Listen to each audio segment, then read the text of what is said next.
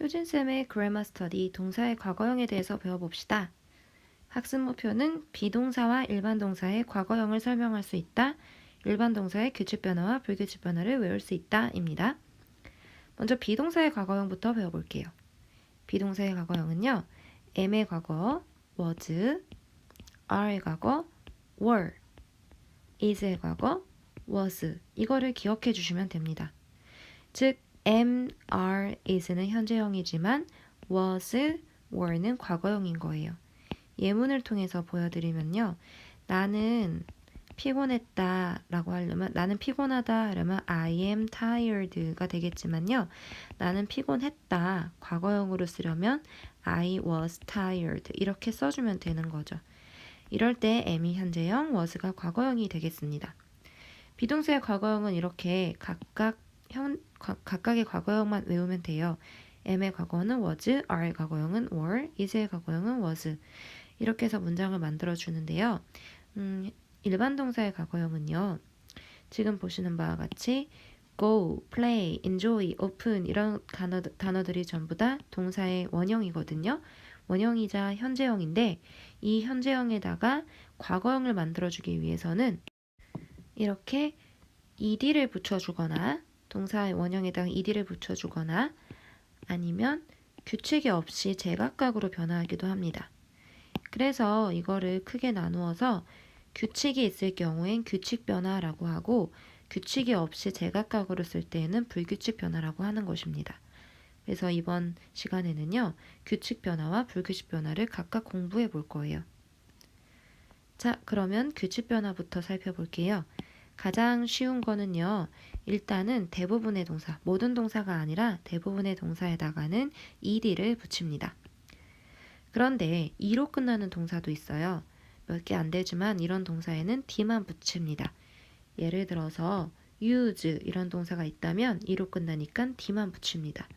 love라는 동사가 있다면 e로 끝나니까 d만 붙입니다. 그래도 ed로 끝나는 것처럼 모양이 되죠. 자, 그리고 세 번째 규칙은 자음과 y로 끝나면 y를 i로 고치고 ed를 씁니다.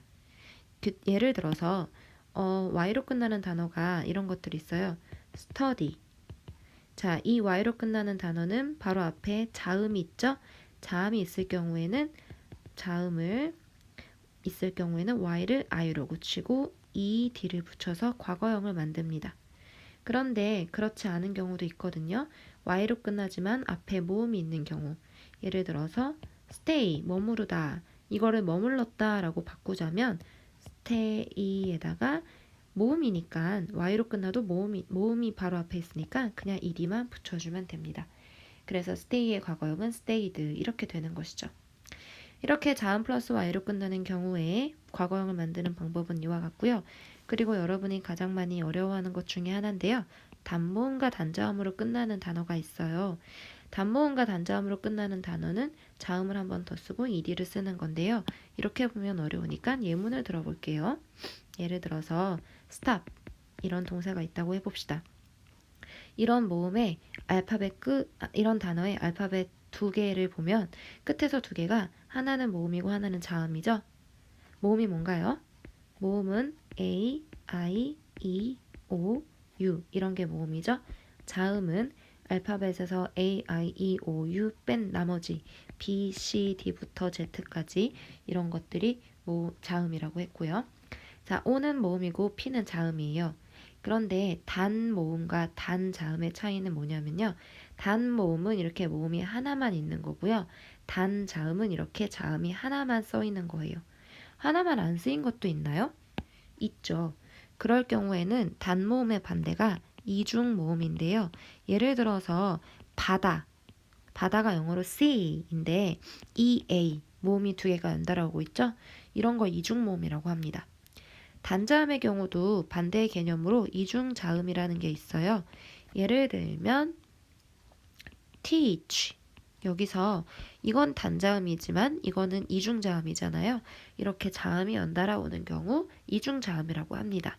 물론 EA 이거는 이중모음이고요. teach는 이중모음과 이중자음으로 이루어진 단어인 거예요.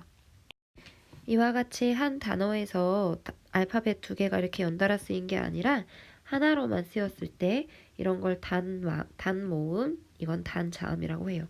앞에 st는요, 이중 자음이에요. 그런데 이 st는 고려하지 않고 끝에 끝나는 알파벳 두 개가 단모음 단자음으로 끝나면 단자음을 한 번 더 쓰고 ed를 붙여요. 그러니까 stop의 과거형은 stopped. 이렇게 p를 한 번 더 쓴 이 형태가 되겠습니다.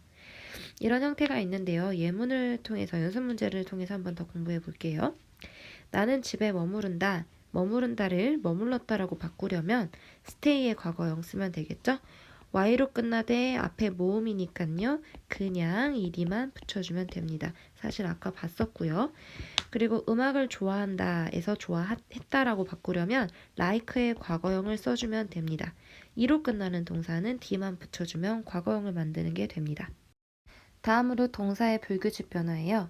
동사의 불규칙 변화는 이렇게 많아요. 이 많은 것들은 사실 더 많은 것 중에서 가장 많이 나오는 것들만 가지고 온 건데요. 그 중에 제가 이렇게 노란색으로 표시해 놓은 부분은 여러분이 오늘 당장 외워주시길 바랍니다. do의 과거형은 did고요. go의 과거형, 갔다는 went, have, 가졌다는 had가 되겠습니다. 그리고 제가 연두색으로 표시한 이 단어들은 그 다음으로 많이 나오는 단어들이니까요. 오늘 안으로 외워주시고요. 그리고 제가 표시 안 한 이 부분들, 나머지 하얀색으로 되어 있는 이 부분들도요.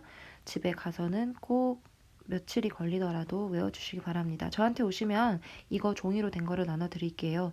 저한테 이거 달라고 하시면 달라고 하셔서 꼭 여기 있는 거 정도는 외워주시기 바랍니다. 동사의 불규칙 변화를 많이 알면 알수록 영어를 하는데 큰 도움이 되실 거예요. 자, 그러면 학습 목표 도달하셨는지 확인해 볼까요? 비동사의 과거형은 was와 were가 있었죠. 그리고 일반 동사의 과거형은 여러 가지 형태가 있는데 불규칙 변화와 규칙 변화가 있었습니다. 규칙 변화, 불규칙 변화 외우셨나요? 아직 못 외우셨더라도 꼭 집에 가서 외워주세요. 규칙 변화는 이런 규칙이 있었고요. 불규칙 변화는 시간을 들여서 외워주셔야 하는 것입니다. 동사의 과거형 여기까지 하겠습니다.